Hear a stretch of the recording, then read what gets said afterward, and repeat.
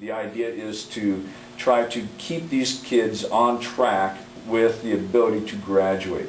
And in some cases, some of the students even accelerate themselves for early graduation, but that's a case-on-case scenario. Some of the students also are full-time students. I have some students who are part-time students. I have some students that will be there in the morning and then go back to the high school in the afternoon, and they switch back and forth. It's just, there's no one set profile, I guess is what I'm trying to say, for the students that attend the alternative school. It is so varied. It's the most dynamically changing environment in your school district that you have. Plus, my goal also as the alternative school teacher is primarily, this is my primary goal, dropout prevention. Dropout prevention.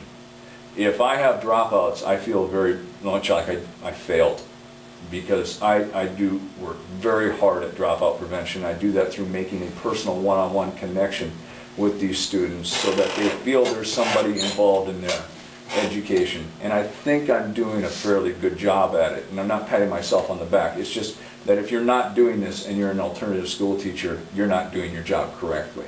You're not making the connections, you're not preventing your dropouts from happening. And I think... Not all kids. I think you've had students that have not been able to be successful. Correct. So it's not, I mean, I'm not being negative about it, but yes. 98% of the time, or 95% or 99% of the time, kids can find a place where they can finally get moving there. But sometimes for kids, that also is not the setting.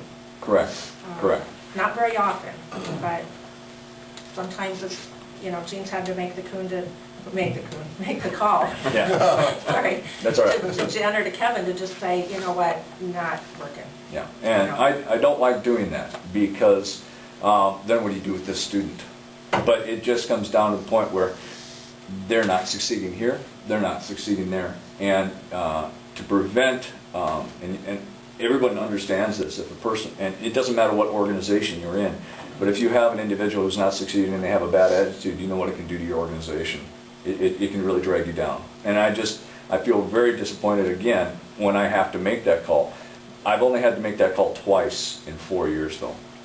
There's only been 2 students in 4 years that I can recall ever having to say, you're going to have to take this one back and find another alternative setting for this student, because this is not working for this student either. But that's a whole series of protocols that I do with these students. It's reminders. This is what's going to happen if you're not achieving. You're not achieving today. You're not achieving yesterday. Let's look at what you've done over the last week. And it's just a whole protocol with these students of, look, you're not working here, so I'm going to have to make this call, just even though I don't want to do this. I have to do this. Can you understand that? And by the time they're done through this, they go, yeah, I understand. So they even know that this is going to take place. But like I said, I've only had to make that decision twice. How does it work for a student that, like you said, you have some students half days, some students all days, and if it's a junior or a senior, if it's, let's say it's a junior and they're half days, how is that with the premise of credit recovery? I assume they're trying to pick up something that they didn't do when they were a freshman or a sophomore. If they're there half the day, how are they getting their junior classes done too? Or I'm confused on how that all works. That's a scheduling issue that Mrs. Willison and Mr. Litter work out. And I'm not trying to pass the buck. I'm just saying that we try to coordinate around their openings and their slots of their academic, you know, or bunching their classes together on one end, either in the morning or the afternoon. But that's a scheduling issue. I see Jen nodding yes to that. Yeah, I mean, typically if they're half-time with us and half-time with Gene, we do a lot of their elective classes, like a lot of, I don't know what to say, a lot of them. Some of them are in the auto mechanics classes or the CNA. So, I mean, they're there with us in the morning and picking up maybe, if they were successful in a math class, they might have a math class with us also, but then be picking up the social studies and English with Gene. You try to build it around what they're successful at the high school too. Right. A lot of kids that are in automotive tech class, you don't want to pull them out of that because that's where they're being successful. It's college credit. So you keep them in there, and then that's how you develop your schedule with Gene about when he or she will be over at the Flex Ed Center. No, this is also important to understand, that students can voluntarily, if they're, matter of fact, this is what I try to do the most. I try to reintegrate them back into the body, the student body, the general ed body. I don't like to keep a student there when they don't need to be there. This is an at-risk program for at-risk students, and once a student has demonstrated they're no longer an at-risk student, they basically matriculated themselves out of the program, and they're now back into the general ed. Sometimes they rebound, but sometimes they stay. Everything is individualized, everything is differentiated for each individual student. But the concept is to get them back into the general ed classrooms with at age level and grade level, and not to keep them at the Flex Ed Center.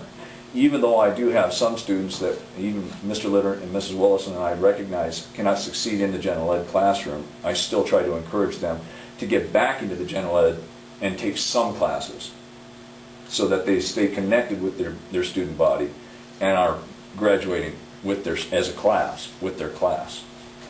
The students that can get a 32 or a 48 credit diploma. The difference between the two basically is elective courses. So one of the things that can happen is they have to meet all that core requirement, and they choose to earn that 32 credit diploma.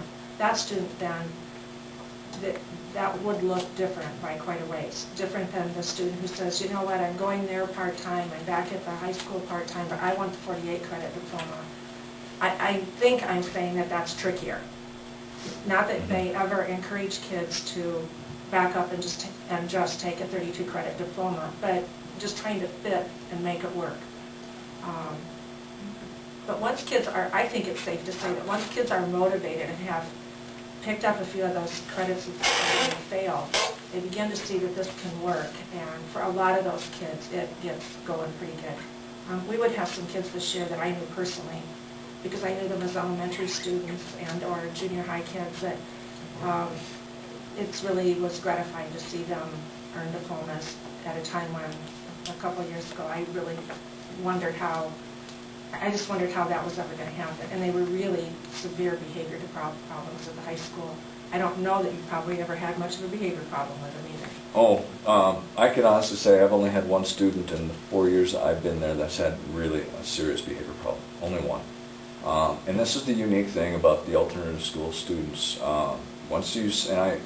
I'm sorry, but I'm going to blow my cover. Once you separate these kids out of the general ed, and they are behavior problems in the general ed classroom, they come over to the Flex Ed Center, they're well behaved. It's yes, Mr. Kuhn, no, Mr. Kuhn, yes, sir, it's no, sir.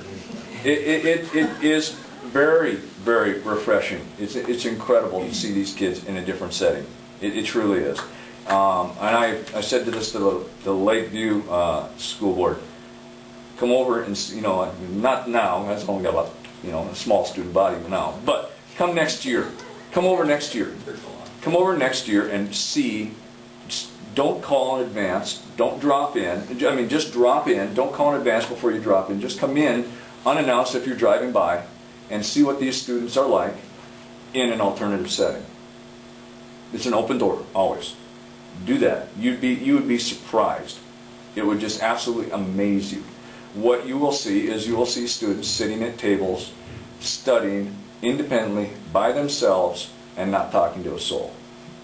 And you'll see them doing this for hours on end. Think about it. These are your behavior problem students. Sounds like we gotta send the whole districts over there one I'm seriously, I would encourage that you stop by and see this sometime. It's a really refreshing, amazing scenario. The thing I'd like to make a point about is sometimes there's the perception that it's just easy to go there. I have some little rub with the teacher, and so I'm just going to get myself out of this English course, and I'm going to go to Mr. Kuhn and I'm going to take the English course. It is not like that at all.